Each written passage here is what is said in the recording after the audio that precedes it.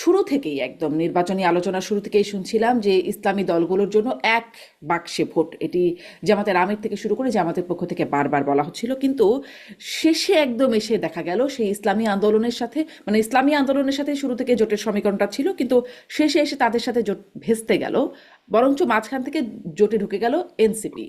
এতে আসলে মানে জোটের চেহারাটা কেমন হলো, বা যদি জিজ্ঞাসা করি কোন দল এতে কতটুকু লাভবান হলো, আর যারা গেল বা গেল না, যেতে পারলো না, তাদের লাভ ক্ষতির হিসাবটাই কেমন? মোস্তফা ফিরোজ।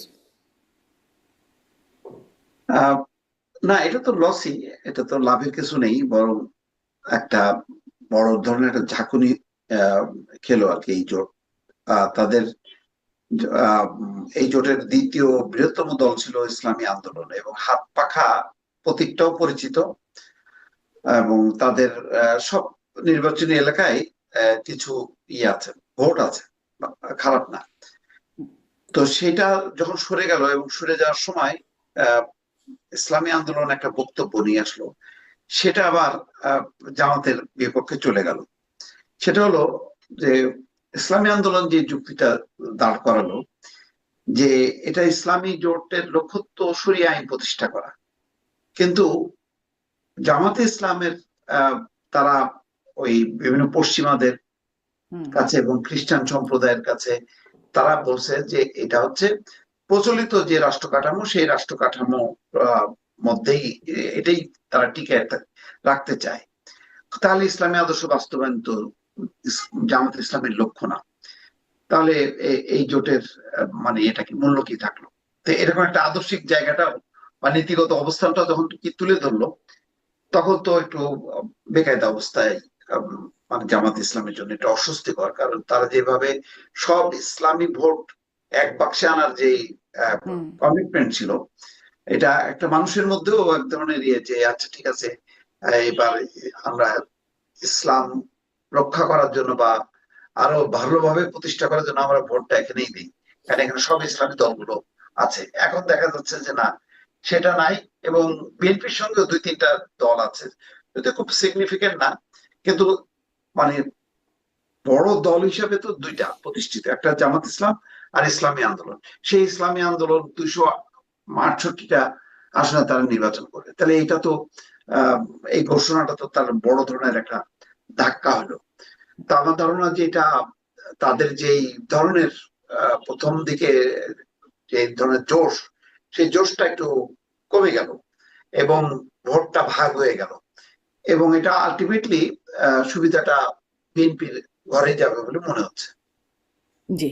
ডক্টর সাইদ, আপনার কাছ থেকেও শুনতে চাই, এই যে মানে বক্তব্য এখন যে ইসলামিক আদর্শ জামাত গেলে প্রতিষ্ঠিত হবে না, শরিয়া প্রতিষ্ঠিত হবে না, আগেও তাদের বক্তব্য ছিল জোটের কথাবার্তায় মাঝখানে এগুলো সব ভালো হয়ে গিয়েছিল, কিন্তু আগেও তাদের অভিযোগটা এরকম ছিল যে জামাতে ইসলাম ক্ষমতায় আসলে কেয়ামত পর্যন্ত ইসলাম প্রতিষ্ঠিত হবে না, যদি কমিউনিস্টরা আসে তবুও হবে, এরকম একটা বক্তব্য ছিল, কিন্তু জামাত আসলে হবে না। এখন আবার এসে এরকম অভিযোগ, এই অভিযোগটা মানে জোট হলো না তখন এই অভিযোগ, এইটাও কেমন? আর এই অভিযোগের প্রভাবই বা জামাতের উপর কেমন পড়বে? আর এই যে জোটটা হলো না ইসলামী আন্দোলনের সাথে শেষে গিয়ে, এটিকে আপনি কিভাবে দেখেন? ধন্যবাদ আপনাকে। মানে এই জোটটা শুরু থেকেই এমন সব কথাবার্তা বলেছে, এগুলো জাস্ট পেটি রাজনীতির কথা। সমস্যা হচ্ছে তারা ইসলামী দল বলছেন। আমি একটা উদাহরণ দিই। ইসলামী আন্দোলনের খুব সুস্পষ্ট অবস্থান আছে, যেটা আপনি বলেছেন, যে কমিউনিস্টের হাতেও যদি হুম। দেশ চলে যায় ইসলাম পুনরুদ্ধার করা যেতে পারে, কিন্তু জামায়াতে ইসলামীর হাতে যদি দেশ চলে যায় তাহলে কিয়ামত পর্যন্ত ইসলাম উদ্ধার করা যাবে না। আর মজার ব্যাপার দেখুন, তারা এখন বলার চেষ্টা করছেন তারা বৃহত্তর স্বার্থে একসাথে হচ্ছেন ইসলামী ভোট আনার ক্ষেত্রে। শারমিন, আপনি একটা দলকে, মানে জামায়াতে ইসলামী কি ইসলামী দল? ইসলামী আন্দোলনের ভাষায় আমি এটা যদি বলি, ইভেন খেয়াল করবেন বিএনপি ইসলামী দল না, কিন্তু বিএনপি কে ইসলামের শত্রু বলে হুম। ত্যাগ করা হচ্ছে না। জামায়াতে ইসলামীকে ইসলামী দল দূরে থাকুক, সে ইসলামের প্রতি নিউট্রালও না, সে শত্রু, কথাটা এরকম। তো তার সাথে আপনি কিসের ইসলামী জোট আসলে করছিলেন এতদিন? তার মানে আপনি একটা ন্যারেটিভ তৈরি করতে চাইছেন ভোটের জন্য, এর বাইরে কিছু না। এসব দল প্রত্যেকটা ইসলামের নাম নিয়ে এই কাজটাই করছেন। জনগণের ধর্মীয় আবেগকে তারা খানিকটা উস্কে দিয়ে, খানিকটা সুরসুরি দিয়ে চেষ্টা করেছিলেন আনার জন্য। কারণ এই আলাপ আমাদের ওখানে একটা সময় ছিল, যখন ইসলামী দলগুলো মানে নির্বাচন করতে যায়, জনগণ বলতো ইসলাম তো আল্লাহর কাছ থেকে প্রেরিত একমাত্র একটা ধর্ম, আপনাদের মধ্যে এত বিভেদ কেন? সুতরাং ওইটাকেই তারা চেষ্টা করেছেন আনার জন্য, এবং তারা হয়তো ধারণা করেছেন ওই যে সিনার্জিজম বলে যে একটা কথা আছে, সামটাইমস 2 and 2 makes 5 or 6, তারা ভাবছিল যদি সবাই একত্র হতে পারে, সবার ভোট যা হবে তার চাইতে বেশি ভোট তারা পেয়ে যেতে পারেন। আসলে এটা মেয়র একটা নির্বাচনে জেতার জোট। এখন যেহেতু সিট নিয়ে ভাগাভাগিতে প্রবলেম হয়েছে, এখন নানান বাহানা, শুধুমাত্র এটা না, আরো খুব ইন্টারেস্টিং বাহানা আছে। জনাব তারেক রহমানের সাথে জনাব শফিকুর রহমান যখন দেখা করলেন, দেখা করে বাইরে এসে তিনি আসলে এখন গায়ে পড়ে জাতীয় সরকারের আলাপ তুলেছেন। আমরা গতকাল যে ব্রিফিং হয়েছে সেখানে গাজী আতাউর রহমান খুব ক্লিয়ারলি সেটাও তুলেছেন যে আপনি তো এখন জাতীয় সরকারের কথা বলছেন, আমরা একটা পাতানো নির্বাচন হবে। মজার ব্যাপার, শফিক সাহেব এই পাতানো নির্বাচন যদি করতে চান এটা আরো বহুদিন আগে করেছেন, ওনারা তখন সরে আসেন নাই, তারা দফায় দফায় সিটের আলোচনা করেছেন। আর একটা খুব ইন্টারেস্টিং কথা যেটা মুস্তাফা ফিরোজ ভাই বলছেন যে তাদের মোটামুটি সিগনিফিক্যান্ট ভোট আছে, উনি বলছেন তাদের আমিরকে ডেকে, জামাতের আমির নাকি প্রথম আলোর একটা সার্ভে ধরে দেখিয়েছে তাদের ভোট নাকি 0.1%, তাদের আমিরকে ইনসাল্ট করা হয়েছে। যদিও প্রথম আলো তারা দেখতে পারেন না, আবার ওটা নাকি দেখিয়েছেন, হোয়াট এভার। তার মানে এই ভোটেরও যে পার্সেন্টেজ কত, বা কিছুদিন আগে আরেকটা জরিপ হয়েছে, সেই জরিপটাও তো আসলে এক অর্থে ইসলামী আন্দোলনের বিরুদ্ধে কথা বলে, যে জরিপটা জামাত বিএনপি কে প্রায় সমান করে দিয়েছে, 1%-এর মতো গ্যাপ আছে। তো সেই জরিপেও তো এনসিপি 7.1% মানুষ নাকি তাকে ভোট দেবে, আর তাদের যে দল ইসলামী আন্দোলন তাতে 3.1% ভোট দেবে। তো আসলে যেটা মোদ্দা কথাটা হচ্ছে এই, এগুলো প্রত্যেকটা জাস্ট নির্বাচনী কৌশল। প্রত্যেক দল তার স্বার্থ দেখতে চাইছে। ইসলামের ভোট বা ইসলাম যদি তারা সত্যিকার অর্থে বিশ্বাস করতেন, তারা অনেক বড় ত্যাগ স্বীকার করতে পারতেন যে কোনো পক্ষ থেকে। আসলে ওরা ত্যাগ স্বীকার করতে পারছেন না, কারণ এগুলো আদতে ইসলামিক আদর্শের দল না, আমি মনে করি। এই ঘটনাটা আমরা ঘটতে দেখলাম। এখন অনিবার্যভাবেই এটা যেহেতু ভেঙে গেল, জামাত খুব বড় বিপদে পড়েছে। এটা শুধুমাত্র যে ভোটের সংখ্যা বা পার্সেন্টেজ তা না, ইসলামী আন্দোলন এবার মাঠে, আমি যেটা অনুমান করি, জামাত যে শরিয়া আইন থেকে সরে এসছে। আমরা তো এই প্রশ্ন জামাতকে করতে পারি, আপনি যদি শরিয়া আইন কায়েম না করেন, আপনার নামের সাথে ইসলাম ব্যবহার করছেন কেন? You can not do that. আপনি মানুষকে ডিসিভ করছেন, এটা করতে পারেন না। তো ইসলামী আন্দোলন সম্ভবত খুবই সিরিয়াসলি মাঠে ক্যাম্পেইন করবে। এটা জামাতের জন্য একটা ঝুঁকি তৈরি করার সম্ভাবনা আছে। আর সাম পার্সেন্টেজ ভোট তো কমতেই পারে। আর যদি নতুন কোনো সমীকরণ হয়, যেমন আমি জানি না, এটা হওয়ার সম্ভাবনা খুব কম। 2001 সালে কিন্তু ইসলামী আন্দোলন, তখন এটা ইসলামিক শাসনতন্ত্র আন্দোলন ছিল, জাতীয় পার্টির সাথে জোট করেছিল। সেই জোটের সাথে আরো 2-3টা ছোট দল ছিল, তারা মিলে একসাথে নির্বাচন করে 14টা সিটে জিতেছিল 2001 সালে। তো জাতীয় পার্টি এখনো মাঠে আছে, আমি জানি না নতুন কোনো সমীকরণ হয় কিনা। এবার সম্ভাবনা খুবই কম, কারণ জাতীয় পার্টির সাথে জোট করার সম্ভাবনা আমি মানে একটু ঝুঁকিপূর্ণ তো বটেই। জি, আমি একটু মানে তার মানে এটা তো পুরনো কথাই, তারপরে জোটে হলে গেলে বন্ধু, আর না যেতে পারলে তখন নানান রকম সমালোচনা, শত্রু, এবং এর প্রভাব আপনি না মনে শুধু তাই করছেন না, যে খুব মজার ব্যাপার, ইসলামী আন্দোলনের সাথে যখন সংকট হচ্ছে, জামায়াতে ইসলামের অ্যাক্টিভিস্টরা, কর্মীরা যা তা লেখা শুরু করেছেন। ইসলামী আন্দোলনের নেতারা যে শেখ হাসিনার প্রশংসা করেছেন, শেখ মুজিবের প্রশংসা করেছেন, ক্লিপ বানিয়ে বানিয়ে ছাড়ছেন, এগুলো এতদিন পর্যন্ত ছিল না। তারা যে শেখ হাসিনা বা স্বৈরাচারের দোসর, তাদের ভাষায়। মজার ব্যাপার, জনাব শফিকুর রহমান আমি স্ট্যাটাস দিয়েছিলেন কিন্তু এটা নিয়ে দুদিন আগে, যে কেউ পড়ে দেখতে পারেন, যে তাদের বিরুদ্ধে যেন এই ধরনের মন্তব্য না করা হয় ইত্যাদি ইত্যাদি। তো এই যে এত অসাধারণ সম্পর্ক, জাস্ট যখন আপনার নির্বাচনের ইয়েটা ভেঙে গেল, তখন পরস্পরের বিরুদ্ধে লেগে গিয়েছেন। এটাই তো হওয়ার কথা। জামাত এখন আবার তারপরে ইসলামী আবার আন্দোলনের যারা সমর্থক আছেন, তাদের চোখে জামাত এখন মওদুদিবাদ, ওটা ইসলাম না, ওখানে গেলে ধর্ম নষ্ট হবে, ধ্বংস একই কথা, হবে, হ্যাঁ। পলিটিক্স, এর বেশি কিছু না।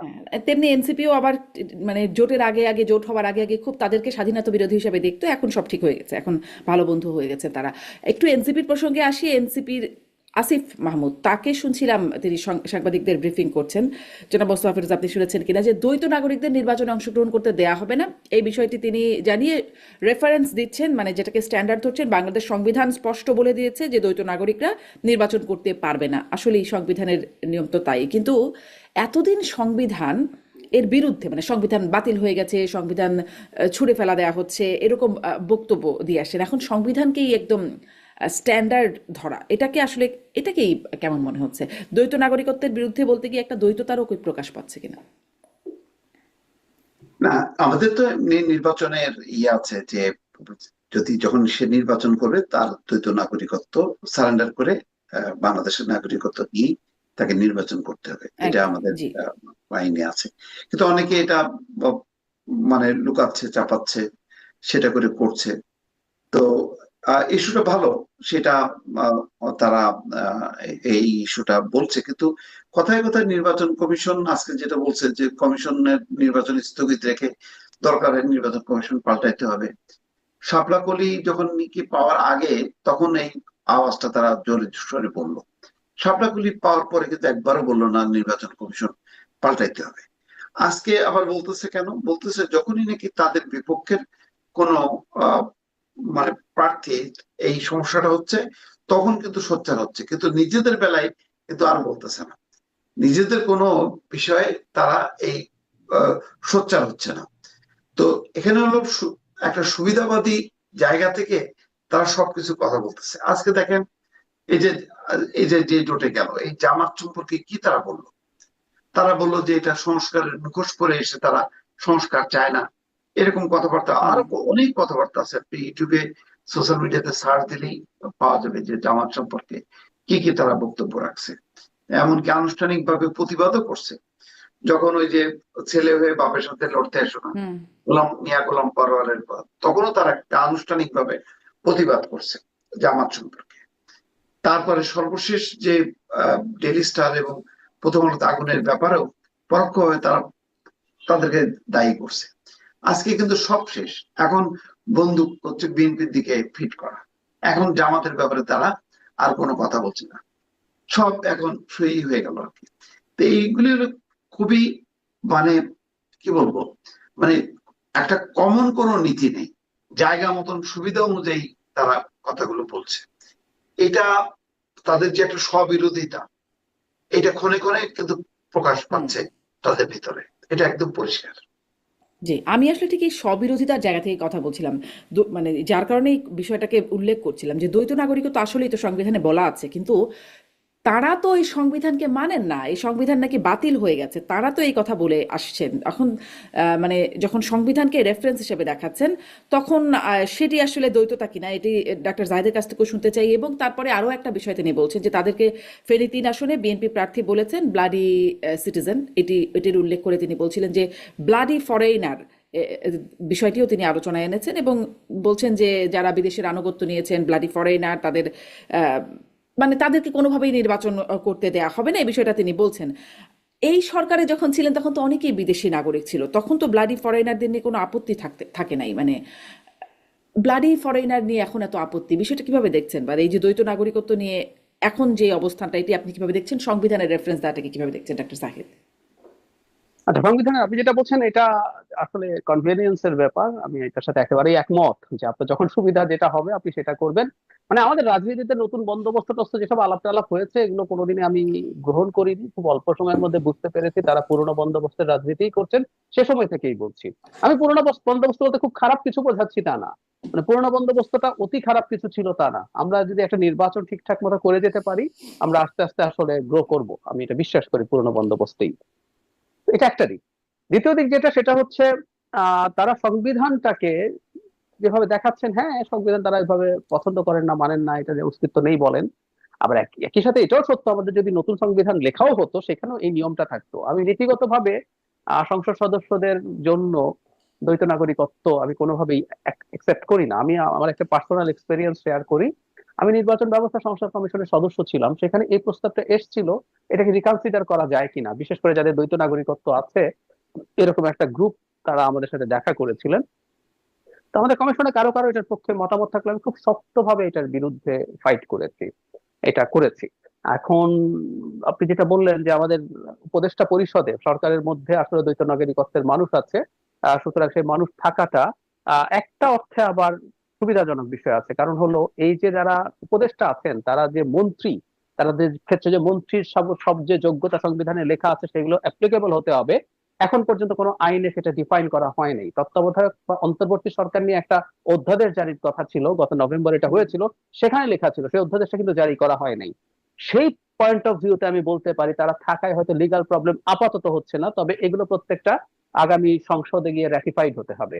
কিন্তু আমিও নীতিগতভাবে বলছি দ্বৈত নাগরিকত্ব নিয়ে উপদেষ্টা থাকা, বিশেষ সহকারী থাকা আমি কোনোভাবেই পছন্দ হুম। করি না। যে মানুষটা কোনো না কোনো ফর্মে আরেকটা রাষ্ট্রের আনুগত্য স্বীকার করেছেন তার আসলে এই অধিকারগুলো থাকা উচিত বলে আমিও মনে করি না। জি। আর ওই যে ওই বিষয়টা যে প্রয়োজনে নির্বাচন কিছুদিন পিছিয়ে হলেও নির্বাচন কমিশন পুনর্গঠন করে সুষ্ঠু হ্যাঁ নির্বাচন, হ্যাঁ, মানে যেন তেন নির্বাচন না করার চেয়ে এরকম ভাবে নির্বাচন করা ভালো, এটি আসিফ মাহমুদের বক্তব্য। একেবারেই না। এইগুলো প্রত্যেকটা আসলে এই এই অজুহাত, এই আলাপ কোনো না কোনো ফর্মে উঠবে, সামনে আরো উঠতে পারে।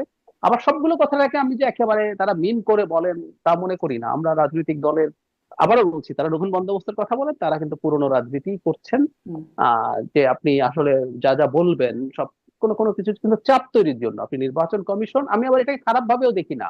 একটা নির্বাচন কমিশন যদি এমন হয় যে, আরেকটু ডিটেল বলি তাহলে, যে বাংলাদেশের ইতিহাসে এবারই অত্যন্ত ভারসাম্যহীন নির্বাচন হতে যাচ্ছে।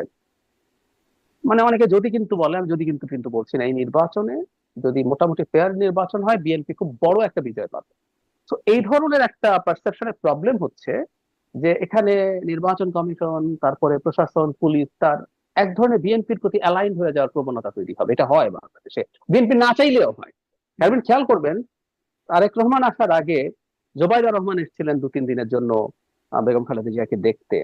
কয়েকটা পত্রিকার অনলাইনে নিউজ নিয়ে হাসাহাসি হয়েছে। এয়ারপোর্ট থেকে নামার পর হসপিটাল পর্যন্ত যাওয়ায় 8টা 10টা হেডলাইন করে করে নিউজ করছে। ইনফ্যাক্ট এটা তারেক রহমান বা তার পরিবার বলেননি, কিন্তু আমাদের মিডিয়া গুলো এইভাবে বিহেভ করছে। তো এই ঘটনা প্রশাসন, পুলিশ, এই ঘটনা নির্বাচন কমিশনের ক্ষেত্রেও ঘটতে পারে। সুতরাং তারা যদি এই চাপটা রাখেন এটার উদ্দেশ্যে, দ্যাটস ফাইন। কিন্তু আমি আরেকটা ভয় পাই, সেটা হচ্ছে কোনো একটা বাহানায় এনারা নির্বাচন থেকে বেরিয়ে যাওয়ার অজুহাত হিসাবে এটাকে ব্যবহার করেন কিনা। আমি সেই সম্ভাবনা অনেক আছে তা বলছি না, কিন্তু এটা যদি এরকম হয়, এসব বলে তারা একটা গ্রাউন্ড তৈরি করছেন, কোন একটা প্রেক্ষাপটে তারা নির্বাচন বয়কট করবেন। কারণ হুম, জামাত এনসিপি এই জোট যদি নির্বাচন বয়কট করে, খানিকটা জাতীয় পার্টি আছে, এটা জাতীয় পার্টি যদি পার্টিসিপেট করে, তাদের অনেক সিটে ক্যান্ডিডেট আছে, তারপরে নির্বাচন খুব গ্রহণযোগ্য হবে কিনা এই প্রশ্ন তৈরি হয়ে যেতে পারে। সে কারণে তারা এক ধরনের চাপ তৈরি না, শুধু এক ধরনের ব্ল্যাকমেইলিং এর জন্য এটা যদি করে থাকেন, that's a very bad practice. Other than that, যে তুমি বিএনপির প্রতি অ্যালাইন্ড হয়ে যাও না, তুমি নিউট্রাল থাকো, তুমি আমার হুম। রাইটটাও দেখো, এই জন্য যদি চাপ প্রয়োগ করতে হয়, দ্যাটস ফাইন। এসব রেটরিক চলতেই পারে নিশ্চয়ই, রাজনীতিতে। নিশ্চয়ই। আপনিও জনাব মোস্তাফিজ এদেরকে রেটোরিক মনে করেন, নাকি এর মধ্যে আসলে কোনো উদ্দেশ্য থাকতেও পারে, যে দরকার হলে নির্বাচন কিছুদিন পিছিয়ে হলেও সুষ্ঠু নির্বাচনের কথা বলছেন? এর মধ্যে একটা রিটও আমরা জানি হাইকোর্টে দায়ের করা আছে, যে অস্ত্র লুট হওয়া অস্ত্র উদ্ধার হওয়ার আগ পর্যন্ত নির্বাচন না হওয়ার বিষয়ে সেরকম একটা রিটও আছে, সেটিও এখনো পেন্ডিং। মানে এই যে অনেকগুলো বিষয় আছে নির্বাচন কেন্দ্রিক, এগুলো কি এমনি মানে এমনি হচ্ছে একটা চাপ প্রয়োগ এরকম কিছু, নাকি এটার মধ্যে আসলে কোনো উদ্দেশ্য আছে? এটা তো আজকে তারেক রহমান সাহেব নিজেও ইঙ্গিত দিয়েছেন যে নির্বাচন না হওয়ার জন্য অনেক রকম মানে ষড়যন্ত্র চলছে। তো ওনাদের তো আসলে নির্বাচন না হলে সবচেয়ে ভালো হতো আর কি। তাহলে সরকারের উপদেষ্টা হিসেবে মন্ত্রী পদমর্যাদায় 5 বছর বা 10 বছর, অনেকে তো ডক্টর ইউনূসকে 10 বছর, 20 বছর, 50 বছর রাখতে চায়। ওটা হলে ভালো হতো আর কি। মানে ইউনূস সাহেব তো হয়তো বেশি দিন থাকতে পারতেন না বয়সজনিত কারণে, বাকি যারা তরুণ তারা একটা লম্বা সময় পাইতো আর কি, 20-25 বছর। তো এরকম একটা মনোভাব আছে। কারণ শুরু থেকেই তো যারা নির্বাচনের কথা বলতো এক সময়, তারা ছিল ভিলেন এক ধরনের, যে ক্ষমতার জন্য তারা হুম, নির্বাচন চায়। তারপরে কি করবে এখন, ইউনূস সাহেবের মানে মেয়াদ যত বাড়তেছে পরিস্থিতি তত খারাপ হয়ে যাচ্ছে। এখন ছেড়ে দেওয়া কে দেবাচ্ছে, এখন হুম, নির্বাচনটাই হলো, আর এছাড়া উপায় নেই। এখন অনেকটা বাধ্য হয়ে তাদেরকে মানে ঢোক গেলা আর কি, সেরকম গেলতেছে নির্বাচনটা। এখন যদি কোন রকম একটা সুযোগ থাকে, তাহলে তো নির্বাচন পিছিয়ে গেলে তো মানে খারাপ না। যতক্ষণ নির্বাচন না হবে ততক্ষণ পর্যন্ত আমি রাজা, বিভিন্ন রাজাদের মানে গ্রুপে গ্রুপে রাজাদের সমাহার হচ্ছে, তারা ক্ষমতা ব্যবহার করতে পারতেছে। নির্বাচন হয়ে গেলে তো থাকতেছে না। তো এটা এগুলি তো মানে মানে বুঝতে খুব রকেট সায়েন্স লাগে না, পরিষ্কার তো। সুতরাং এই সামান্য যে কোনো কিছুতেই হইলেই নির্বাচন কমিশন পাল্টায় দাও, উল্টায় দাও, সাপলাগুলি পাচ্ছে না, নির্বাচন কমিশন বাতিল করতে হবে, নতুন নির্বাচন নির্বাচনী বন্দোবস্ত অনুযায়ী নির্বাচন সংক্রান্ত কমিশনের রিপোর্টের আলোকে নির্বাচন কমিশন গঠন করতে হবে। সেই দাবিগুলি কোথায়? গণভোটের দাবি কোথায়? হুম। কোন দাবি স্থানীয় সরকারের আগে স্থানীয় সরকার নির্বাচন হতে হবে, সেই দাবিগুলি কোথায়? কোনো কিছুই তো আসলে পাত্তা পাচ্ছে না। কারণ পরিস্থিতি এমন যে একেবারে দ্রুত বেগে নির্বাচনের দিকে নিয়ে যাচ্ছে, কিন্তু এখনো পর্যন্ত প্রবণতাটা হলো, দেখবেন যে ভাই নির্বাচন কি হবে, ভাই নির্বাচন কি হবে? হুম আচ্ছা, নির্বাচন না হওয়ার মতন কি ঘটনা ঘটবে? আরো 2, 4, 5 জন মারা যাবে হাদির মতন, যাবে, সমস্যা কি? তো নির্বাচনের সমস্যা কোথায়? আইন শৃঙ্খলা একটা সমস্যা, তার সাথে নির্বাচনটা ট্যাগ হবে কেন? নির্বাচনটাকে ঘিরে সহিংসতা হয় না এমন কোন আছে? ভারতে হয় না? ভারতে আরো শত শত লোক মারা যায়, কিন্তু নির্বাচন কি হুম মানে আটকে যায় নাকি? আর এখানে এমন একটা অবস্থা হলো যে হাদির বিচার না হওয়া পর্যন্ত নির্বাচনই হবে না। তো এরকম যদি হুম হাদির মতন যদি আরো 5 জন 10 জন যায়, তাহলে কি নির্বাচন হবে না? নির্বাচনটা হবে যাতে হাদির মতন ঘটনা না ঘটে। তো এই কথা কিন্তু উচ্চস্বরে রাজনৈতিক দলগুলো মানে একটা দুইটা বাদে বাকিরা কিন্তু বলে না। বলে না মানে তাদের মনে মনে প্রত্যাশা হলো নির্বাচনটা অনিশ্চিত হয়ে যাক, নির্বাচন না। এই ধরনের একটা প্রবণতা তো এখনো পর্যন্ত হুম আছে, কারণ আর গুনে গুনে 26 দিন পরেই হুম সব মানে জারি জুরি ফাঁস হয়ে যাবে। কার কত ক্ষমতা, কার কত ভোট, সব তো বোঝা যাবে।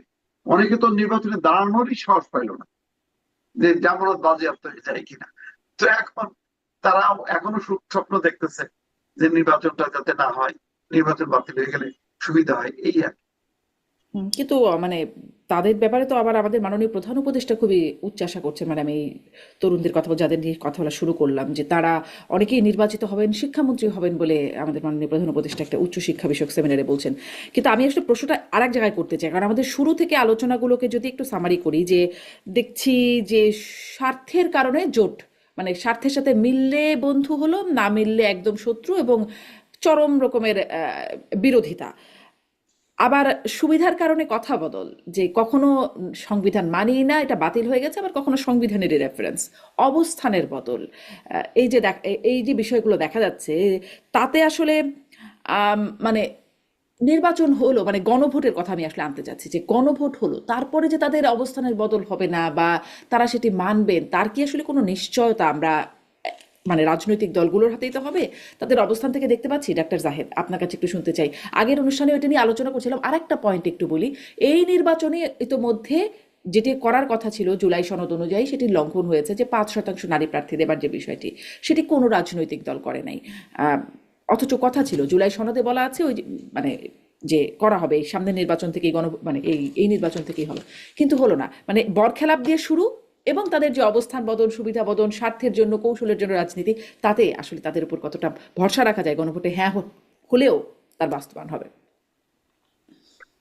গণভোটের ফল আসার পর বিএনপি ফর্মালি হ্যাঁ পাশ করার জন্য বলেছে, হাতে ভোট দেওয়ার জন্য বলেছে, তার অবস্থান জানিয়েছে। কিন্তু এটা হয়ে যাওয়ার পর আমি ধারণা করি, আমি নিশ্চিত নই, আমি ধারণা করি এটা একটা ডিবেট ট্রিগার করবে। এবং এই ডিবেটটা জন্য আমরা রাজনৈতিক দলকেও যে পুরোপুরি দায়ী করে ফেলতে পারবো তা না। যেমন ধরুন, বিএনপি পুরো ঐক্যমত্য কমিশনে যে ডিবেট করেছে, সে বেশ কিছু জায়গায় তার অবস্থান থেকে সরে এসছে, এবং এর মধ্যে এমন একটা অবস্থান থেকে সরে এসছে যেটা স্বয়ং জনাব তারেক রহমানকে এফেক্ট করে। দুবারের বেশি প্রধানমন্ত্রী থাকা যাবে না। আমরা একটা সহজ অঙ্ক যদি দেখি, আমি মোটামুটি ধারণা করি যে বিএনপি এই নির্বাচনে জেতার কথা বলছি, আমি ধারণা করি পরের নির্বাচনেও বিএনপি জেতার সম্ভাবনা খুব বেশি, সেটা নিশ্চিত ভাবে বলছি না। সেক্ষেত্রে তার সিট অনেক কমে যেতে পারে, কিন্তু সে জিতবে, আমার তাই মনে হয়। তো দুটার ক্ষমতার পরে জনাব তারেক রহমান আর নির্বাচন করতে পারছেন না। তখন তার বয়স হবে কম বেশি 70, 70 একটু বেশি। বাংলাদেশের প্রেক্ষাপটে এটা অনেক বেশি বয়স না। উনি চাইলে আবারও প্রাইম মিনিস্টার হওয়ার স্বপ্ন দেখতে পারতেন, কিন্তু উনি আর পারবেন না। সেটা এরকম জায়গায় তারা ছাড় দিয়েছে, আরো কিছু আছে, আমি ডিটেইলে ঢুকছি না। কিন্তু সে ট্রেড অফ করেছে কয়েকটা জায়গায়, আমি এটা মানি না। আপার হাউস পিয়ার মানি না। আপার হাউস হুম পিয়ার না মানাটা বিএনপির ইললজিক্যাল সিদ্ধান্ত আমি মনে করি, আমি যা রিপিটেডলি বলেছি, কিন্তু ওইটা সিদ্ধান্ত এভাবেই নিয়েছে। বা কমিশন গুলোর ক্ষেত্রে তার যে ধরনের আলাপ হয়েছে, সেই আলাপগুলো নিয়ে একটা প্রবলেম তৈরি হয়েছে। সেই ব্যাপারগুলো একটু মাথায় রাখতে হবে। এখন সেই মাথায় যদি রাখা হয়, তাহলে আলটিমেটলি এই প্রবলেমটা দাঁড়াবে। নির্বাচন মানে হা ভোট যদি জিতেও যায়, বিএনপি ক্রমাগত বলে গেছে আমরা যে নোট অফ ডিসেন্ট গুলো দিয়েছি, সেই নোট অফ ডিসেন্ট গুলো করতে তারা বাধ্য না, এই ধরনের আলাপ তাদের দিক থেকে আছে। যদি সেটা হয়ে থাকে, আমি জানি না। এবং বিএনপি যদি এটা করে যে আমি তো নোট অফ ডিসেন্ট দিয়েছি despite all the criticism, BNP যেগুলো যেগুলো করবে না বলছে, সেগুলো যখন সে ক্রিটিসাইজড হচ্ছে, সে হয়েছে তো লজিক্যালি ক্রিটিসাইজড হয়েছে। হুম কমিশন গুলো একটা বাদে সবগুলোতে সরকারের ইনভলভমেন্ট কেন থাকবে? কমিশন তো সরকার না, সরকারের পার্ট না, কমিশন ইন্ডিপেন্ডেন্ট বডি। তো ও যেহেতু করেছে, আমি জানি না নির্বাচনের পর এটা নিয়ে যদি প্রশ্ন ওঠে, সেটা কি দাঁড়াবে। তবে আমি এই ব্যাপারে কনফিডেন্ট, যারা যে যে ক্ষেত্রে নোট অফ ডিসেন্ট দেননি, মানে গণভোটের যে গটা আছে, যেটা সবাই হুম একমত হয়েছেন, হুম এটা বাস্তবায়িত হতে কোনো সমস্যা হবে বলে মনে হয় না। কারণ দলগুলো তারা ওপেনলি কমিটমেন্ট করেছেন, এগুলো অনেক বেশি গুরুত্বপূর্ণ।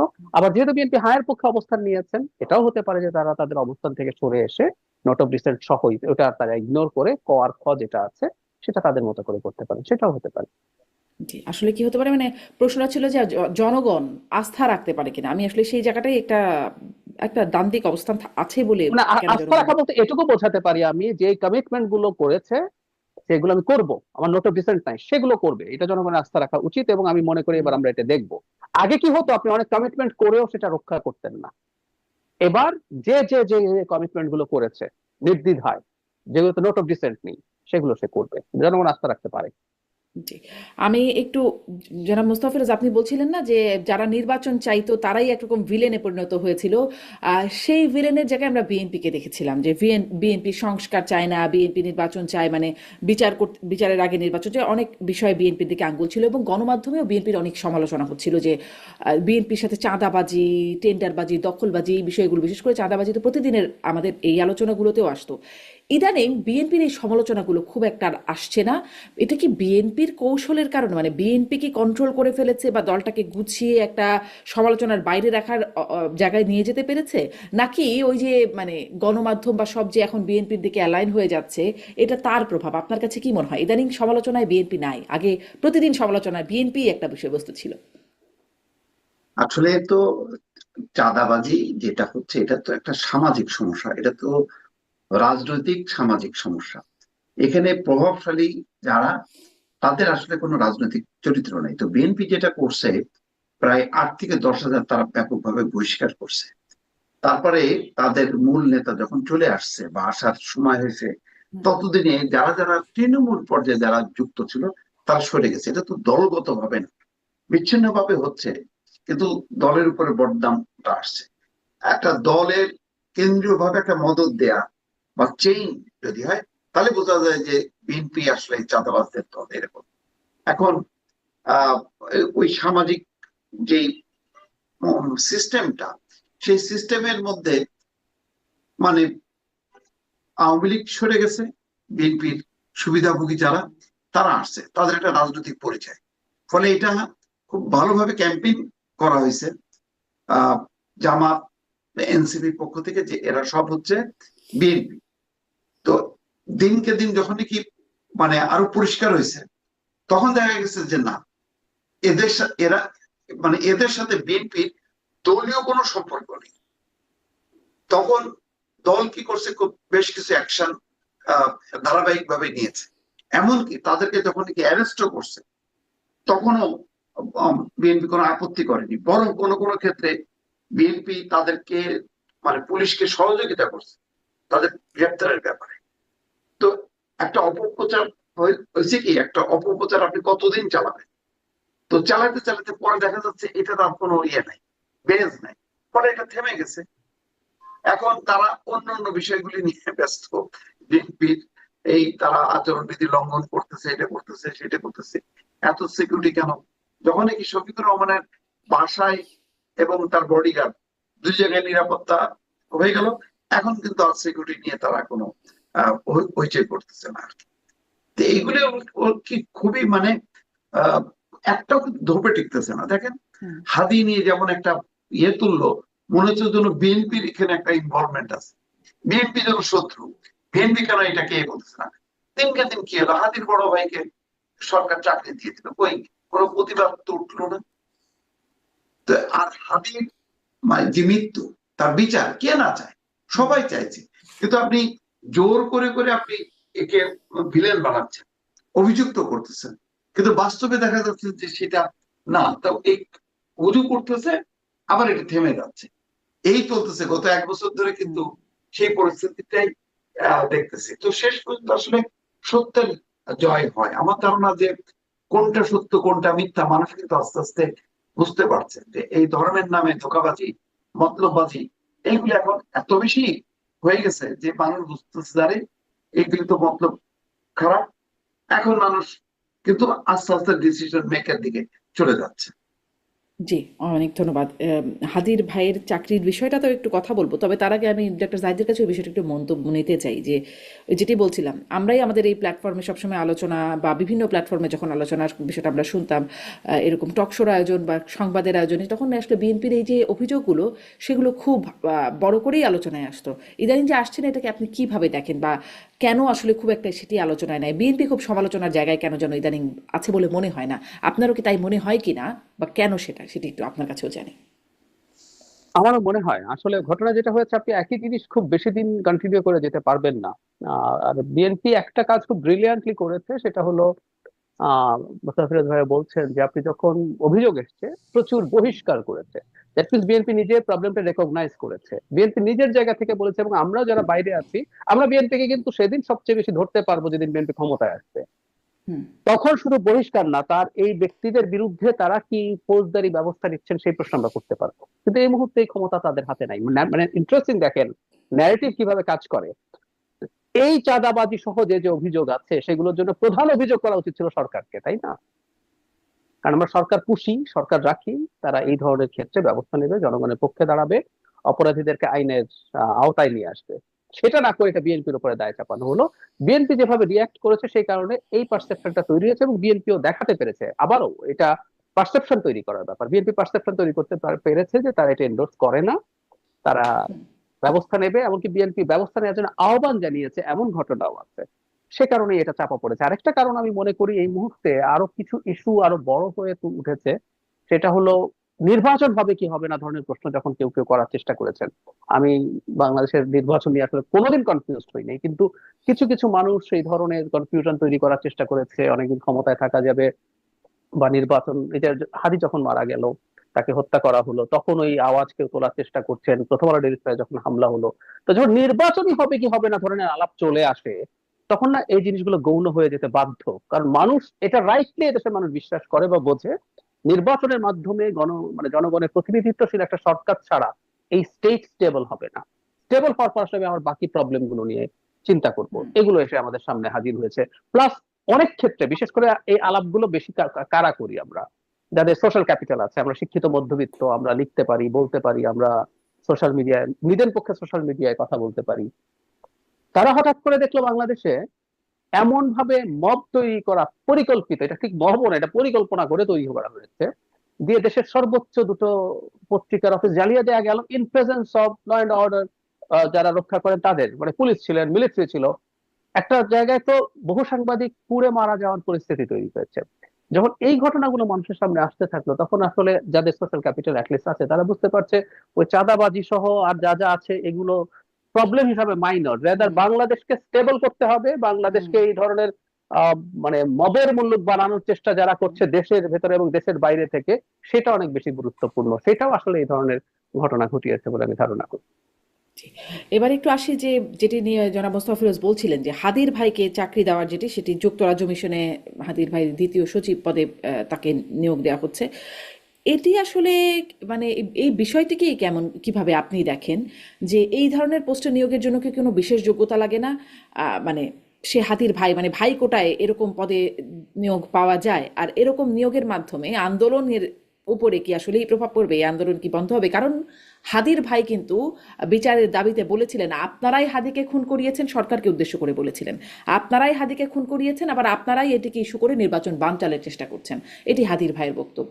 এখন সেই হাদির ভাইকে যুক্তরাজ্য মিশনে চাকরি দেওয়া হলো। জনাব মোস্তফা ফিরোজ। না, এটাই তো মানে খুবই অবাক কাণ্ড আর কি। যাক, তারপর আমি মনে করি যে এটা সরকার তার দায়িত্ব পালন করছে। আহ মানে সরকারের বিরুদ্ধে কার কি অভিযোগ সেটা সরকার আমলে না নিয়ে সরকারের যেটা দায়িত্ব একটা মানবিক বিষয় এসে দাঁড়িয়েছে, সেই হিসেবে সরকার তার মানে যথাযথ কাজটাই করছে। এই ধরনের কিন্তু পোস্ট কি আসলে মানবিক পোস্ট, মানে কাউকে দান করা আমি যায় এরকম? না আমি আমি আমি এই পোস্টের গুণাগুণ বা এটার যোগ্যতা অযোগ্যতা আমি এটা করবো না। তবে আমার কাছে যেটা মনে হচ্ছে যে আহ, সরকার হয়তো ওইটা বিবেচনা করছে, কিন্তু এই পোস্টটা যদি কূটনৈতিক পোস্ট হয়ে থাকে, আসলে দূতাবাসগুলোর প্রত্যেকটা পোস্টই কূটনীতিক। আমাদের এখানে যেটা হয় মানে বেশ আমরা অতীতেও দেখছি যে সরকার বেশ কিছু সেলিব্রিটিকে, টকারকে সেই সব জায়গায় নিয়োগ করছে, কিন্তু সেগুলির তো কূটনীতিক অভিজ্ঞতা নেই।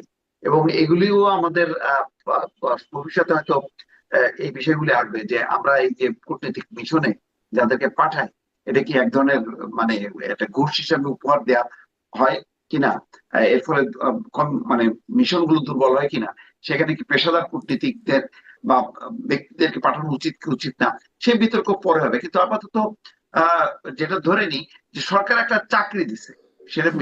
বিদেশি মিশন হোক আর দেশি মিশন হোক, কিন্তু যেভাবে সরকারকে ভিলেন বানানো, সেই সাথে বিএনপি কে ভিলেন বানানোর চেষ্টাটা এই ইনকলাব মঞ্চ থেকে করা হয়েছে, এবং যে ধরনের অশালীন স্লোগান গুলো উচ্চারিত হইতে দেখছি, আমি এটা কোনো বুঝতে পারি না যে যেখানে হাদির ব্যাপারে আমরা সবাই মর্মাহত, দল মত নির্বিশেষে সবাই, যেখানে তার জানা যায় গেল, সবার মনকে আন্দোলিত করলো, কিন্তু সেটাকে একটা অংশ ধর্মীয় আবরণে এটাকে একটা ব্যবহার করতে গেল, এবং মানে যারা মানে মানে শোকাহত তাদেরকে ভিলেন বানায় দেশের মধ্যে একটা বিভাজন তৈরি করার চেষ্টা করা, এটা রাজনৈতিক ভাবে উদ্দেশ্য প্রণোদিত। এবং আমার মনে হয় এইটার একটা সুযোগ এমনিতে অনেকে চেয়েছিল, যে এইরকম সুযোগ আর আসবে না। অনেকে বলছিল যে 5ই আগস্টের পর এটাই আর সুযোগ হাতছাড়া করা যাবে না, এখান থেকে একটা সেকেন্ড রিপাবলিক বা একটা বিপ্লব সংগঠিত করতে হবে, তাদের সেই কাঙ্ক্ষিত বিপ্লবী সরকার প্রতিষ্ঠা করতে হবে, এটাই নাকি সেই আন্দোলন। এই জন্য একটা অংশকে আমরা দেখলাম দৌড়ে দিয়ে ওই সংসদ ভবনের দিকে ঢুকতে। কি তাদের উদ্দেশ্য কি এ ছিল, সবাইকে আহ্বান জানানো শাহবাগের দিকে আসতে, সারা দেশ কলাপস করে দিবে। তো এইগুলি চেষ্টাটা ছিল ভেতরে ভেতরে, কিন্তু হুম। মানুষের ইনভলভমেন্ট না হলে তো গণ অভ্যুত্থান হয় না, তো সেটা হয়নি। আর যখন কি সরকার তার স্টেপ গুলি দিচ্ছে, তারা বলছে যে এই সরকার আমলে বিচার হবে, চার্জশিট হবে, অনেককে অ্যারেস্ট করছে, তারপরে এই যে সর্বশেষ দেখলাম হাদির ভাইকে চাকরি দেওয়াটা, এইগুলি আসলে সবগুলি মানে যা যা মানে অপচেষ্টাগুলো, আমি বলবো এগুলো অপচেষ্টাগুলো এক এক করে ব্যর্থ হচ্ছে। আজকে আমি প্রসঙ্গ করবে বলি, আজকে সোশ্যাল মিডিয়াতে কয়েকটা কন্টেন্ট নিশ্চয়ই দেখছেন, যে এইভাবে নাসরুদ্দিন পাটোয়ারি যেভাবে বারবার চাঁদাবাজ চাঁদাবাজ বলে মির্জা আব্বাসকে চিত্রায়িত করতে যাচ্ছিল বেশ কয়েকদিন ধরে, বেশ আক্রমণাত্মক ভঙ্গিতে। এখন দেখি সোশ্যাল মিডিয়াতে পাবলিক বলতেছে যে আপনি জিতবেন না, আপনি কি বলে আহ, আহ, কি বলতেছে যে দুদিনের বৈরাগী ভাতের কয়ে অন্ন, এইভাবে কিন্তু পাল্টা কিন্তু আসতেছে, প্রতিরোধ আসতেছে। তার মানে কি, তার মানে হচ্ছে যে কথাগুলো বলে তারা মাঠে নামতেছে, সেগুলি কিন্তু আসলে টেকতেছে না, মানে খাইতেছে না মানুষ। কিন্তু তাদের একটা প্রবণতা যে আর একটা 5ই আগস্টের মতন যে কোনো ফরম্যাটে একটা অভ্যুত্থান ঘটানো, কিন্তু হুম। 5ই আগস্ট তো বারবার আসবে না, সেটার একটা ঐতিহাসিক প্রেক্ষাপটে আসছে। কিন্তু ওনারা ওনাদের ভাব যে এই যে আমরা যেহেতু গণ অভ্যুত্থান করছি, সুতরাং আমরা যখনই ডাক দেবো পাবলিক বোধহয় হুড়মুড় করে চলে আসবে, এগুলি অত্যন্ত বালখিল্য আচরণ, সে আচরণ গুলো আমরা দেখছি। জি, ডাক্তার জাহেদ, আরেকটা বিপ্লব, আরেকটা অভ্যুত্থান, এই যে প্রচেষ্টা, সেটি জনাব মোস্তফা বলছিলেন যে কেন কিভাবে সেটি আসলে কার্যকর হলো না, এই হাদি হত্যাকে কেন্দ্র করে এই বিষয়গুলো আবার মাথা চাড়া দেওয়ার চেষ্টা হচ্ছিল। কিন্তু সরকারের যে মানে উদ্যোগ, যেটি নিয়ে আমি প্রশ্ন করছিলাম, সেটি নিয়েও কি আপনি একটু বলবেন যে এই ধরনের পোস্ট কি ঘুষ, উপহার বা ক্ষতিপূরণ হিসেবে দেওয়ার মতো? আমি একেবারেই মনে করি না, আমি দুঃখিত, এটা সরকারের দিক থেকে মানে এখন উসমান হাদির সাথে জড়িত কোনো বিষয়ে কথা বলা ইজ ভেরি রিস্কি। রিস্কি হচ্ছে আমাদের সেন্টিমেন্ট, যৌক্তিক কারণেই হাদির প্রতি আমাদের সবার সেন্টিমেন্ট আছে, আমরা প্রত্যেকে ইমোশনাল হয়েছি হাদির সাথে। আমার সিরিয়াস মতো দ্বৈততা আছে তার রাজনৈতিক দৃষ্টিভঙ্গির সাথে, আই ডোন্ট বাই দ্যাট। কিন্তু তার যেভাবে মৃত্যু হলো সেটা কোনোভাবেই মেনে নেওয়া যায় না। এবং একটা জিনিস জনাব হাদির ক্ষেত্রে আমি ব্যক্তিগতভাবে পছন্দ করেছি, যেটা পছন্দ করি, এই যে আমরা একটু আগে জামায়াত এবং ইসলামী আন্দোলনের নানান রকম কথার মধ্যে তাদের দ্বৈততা, তাদের ডাবল স্ট্যান্ডার্ড দেখছি, হাদির মধ্যে কিন্তু ডাবল স্ট্যান্ডার্ড ছিল না। হাদির জেনুইন ছিলেন, এটা কিন্তু ওনার সাথে আপনি দ্বিমত করতে পারেন, কিন্তু হাদি যা বিশ্বাস করতেন উনি সেটাই বলতেন, এটা একটা বড় গুণ। এখন হাদির ইস্যুতে কথা বলা ইজ রিয়েলি ভেরি টাফ। তারপরে বলা দরকার আছে আহ ওসমান হাদির মৃত্যুর পর তার পরিবার যদি আর্থিক সংকটে পড়ে থাকে, সেটার জন্য যদি তার ভাই বা আর কাউকে, আমি জানি না, তার স্ত্রী আছে, তার হুম। সন্তান আছে, ছোট সন্তান আছে, তাদের জন্য এটা কোনো কিছু করার সুযোগ যদি থাকে, সেটা দেশের মধ্যে এমন কোনো জায়গায় করা যেতে পারতো যেটার জন্য আসলে দেশের এই সুবিধাটা হতো। এবং আপনি যখন বলছেন আহ তার এমন একটা মন্তব্য আছে সরকারকে নিয়ে, তখন সরকার যখন এই ধরনের, স্বাভাবিকভাবে আমাদের মাথায় যে ধরনের তাকে চাকরি দেওয়ার চিন্তার কথা মাথায় আসে, তারপরে অনেক বেশি উঁচু একটা চাকরি, অনেক বেশি বড় একটা চাকরি দেওয়া হয়, তখন কিন্তু এই প্রশ্ন আসবে যে আপনি এইরকম একটা ডিসেন্ট ভয়েসকে শান্ত করে ফেলার জন্য এই কাজটা করছেন কিনা। এটা খুবই লজিক্যালি এটা আসতেই পারে। এবং এই চাকরিটা দেয়া আমি ব্যক্তিগতভাবে মনে করি যে ঠিক হয়নি। অন্য কোথাও সরকারের প্রচুর স্কোপ আছে, একটা সরকার চাইলে দেশের মধ্যে যথেষ্ট ভালোভাবে যে কাউকে প্রোভাইড করতে পারে, সেটা করলেই পারতো। জি, একদম। আরেকটা প্রসঙ্গ একটু আনি যে দায় মুক্তি অধ্যাদেশ জুলাই যোদ্ধাদের জন্য সেটি জারি হতে যাচ্ছে, আইন উপদেষ্টা সেটি জানালেন। এইটাকেও আপনারা আসলে কিভাবে দেখেন? এটি আগে থেকেই বলা হয়েছিল, যেমন জুলাই ঘোষণাপত্রে বলা হয়েছে, বা আগেই সরকার দায়িত্ব নেবার পরপরই দেখা গেছে যে স্বরাষ্ট্র মন্ত্রণালয় থেকে একটা বিবৃতি এসেছিল। এখন আসলে সেই দায় মুক্তি অধ্যাদেশটাই জারি হচ্ছে, আইন উপদেষ্টা সেই বিষয়ে আমাদের জানিয়েছেন। সেখানে দেখা যাচ্ছে 1 জুলাই থেকে 31 আগস্ট পর্যন্ত দায় মুক্তি দেওয়া হচ্ছে, অথচ বলা হচ্ছে গণ অভ্যুত্থানকালে সংঘটিত রাজনৈতিক প্রতিরোধের জন্য এই দায় মুক্তি। আমি এটি একটু জানতে চাই, মানে গণ অভ্যুত্থান তো 5 আগস্টে ছিল, 31 আগস্ট পর্যন্ত যে দায় মুক্তির ব্যাপারটা, এটি আপনারা কিভাবে দেখছেন, জনাব মোস্তফা ফিরোজ? দায় মুক্তির এটা আসলে পার্লামেন্টের উপর ছেড়ে দিলে ভালো হতো, কারণ আহ, এটা এর আওতায় কারা আসবে না আসবে আমি কিন্তু এখনো পরিষ্কার না। কারণ একটা ঘটনা হলো, মানে 5ই আগস্টের আগে এবং 5ই আগস্টের পর একদিন বা 2 দিন এটা ক্ষোভ বিক্ষোভের একটা বহিঃপ্রকাশ, সেটা কে অ্যালাউ করা যায়। কিন্তু তারও পরবর্তী সময় পর্যন্ত ক্রমাগতভাবে মব হয়েছে। সেটা কি আসলে মানে অভ্যুত্থানের পার্ট, নাকি এটা লুটপাটের একটা অংশ, সেটা কিন্তু পরিষ্কার হওয়া দরকার। এটা ব্যাপারে আমি একটা উদাহরণ দিতে চাই। সুশীলা কার্কি কিন্তু বলছে যে যারা আহ, মানে অভ্যুত্থান করছে, আন্দোলন করছে, এতে তাদের কোনো আপত্তি নেই, কিন্তু যারা আন্দোলন অভ্যুত্থানের নামে যারা লুটপাট করছে, বাড়িঘরে আগুন দিছে, হুম। তাদের কিন্তু দুষ্কৃতিকারী হিসেবে সরকার চিহ্নিত করবে। তো এইটার ব্যাপারে আমারও বক্তব্য হলো এই, যে কোনটা গণ অভ্যুত্থানের অংশ আর কোনটা গণ অভ্যুত্থানের অংশ না, কোনটা লুটপাট হয়েছে, সেইটা চিহ্নিত করা দরকার এবং সেইভাবে দায় মুক্তিটা হবে। এখন লুটপাটকারীদেরও যদি দায় মুক্তি দেওয়া হয়, আবার গণ অভ্যুত্থানকারীদেরও যদি দায় মুক্তি দেওয়া হয়, তাহলে দুইটা তো এক হয়ে গেল। এইটা যেহেতু খুবই স্পর্শকাতর রাজনৈতিক বিষয়, এটা নির্বাচিত সংসদের হাতে ছেড়ে দিলে ভালো হতো, যে তারা একটা সংসদে একটা দায় মুক্তির অধ্যাদেশ বা আইন একটা তারা পাশ করলে আমার মনে হয় এটা ভালো হতো। জি, ডক্টর জাহিদ। আমি মুস্তাফিজ ভাইয়ের সাথে একমত। মানে ধরুন আপনি একটা অধ্যাদেশ জারি করলেন, অধ্যাদেশের আয়ু ততক্ষণ যতক্ষণ এটা সংসদ বসবে না, পরবর্তী সংসদটা, এবং সংসদ যদি পাস না করে এটা নাল এন্ড ভয়েড হয়ে যায়, তার মানে ধীরে শেষে এটা সংসদের কাছেই যাবে। আমি ধারণা করি সরকার আগামী সংসদের উপর একটা চাপ তৈরির জন্য আগে ভাগে এই কাজটা করে দিয়েছে। আগামী সংসদ যদি এটা পাস না করে, সেই সরকারের উপরে চাপ তৈরি হবে। এখন আমি একটা জিনিস একটু ডিফার করি মুস্তাফিজ ভাইয়ের সাথে, সেটা হলো নেপালের সাথে আসলে বাংলাদেশের তুলনা চলে না। কারণ হলো ইভেন বাংলাদেশের এই গণ অভ্যুত্থানের সাথে 90-এর গণ অভ্যুত্থানেরও তুলনা হয় না। এটা গণ অভ্যুত্থানও ছিল না এক অর্থে, এটা আসলে রাজনৈতিক দলের অর্গানাইজ মুভমেন্ট ছিল। এরশাদ পতনের পরও বাংলাদেশে খেয়াল করবেন পুলিশ বাহিনী পালিয়ে যায়নি। তার মানে এরশাদ এমন ভাবে তার 9 বছরে পুলিশকে ব্যবহার করে মানুষের জীবন শেষ করে দেওয়ার জন্য যে সে পালাতে হবে। আমি যদি প্রশ্ন করি আমাদের সব পুলিশ পালিয়ে গিয়েছিল কেন, ওরা কি করেছিল যে ওর এইটুকু সাহস হয় নাই আমি পুলিশ স্টেশনে থাকবো, কেন পালিয়ে না, গিয়েছিল? খুবই যৌক্তিক প্রশ্ন, কিন্তু ধরেন মানে পুলিশ যখন, পুলিশকে ওই যে বানিয়াচংয়ের ঘটনা মাহদি যেটি বলছেন, পিটিয়ে মেরে ঝুলিয়ে রাখা হচ্ছে বা পুড়িয়ে দেওয়া আমি হচ্ছে, আসছি তখন পুলিশ পালাবে না? আমি আসছি পুলিশের ওপরে হামলা, পুলিশের ওপরে পুলিশ যে বল প্রয়োগ, বাংলাদেশের ইতিহাসে পুলিশ কোনোদিনও এই পরিমাণ বল প্রয়োগ করেনি, এই পরিমাণ হত্যাকাণ্ড ঘটায়নি। এবং এই মুভমেন্টের মধ্যে কিছু ঘটনা ঘটেছে। আমি যে কথাটা বলতে চাইছি, নেপালে একটা বৈধ সরকার ছিল, যে সরকারটা আন্দোলন দমনে কিছু বল প্রয়োগ করেছে।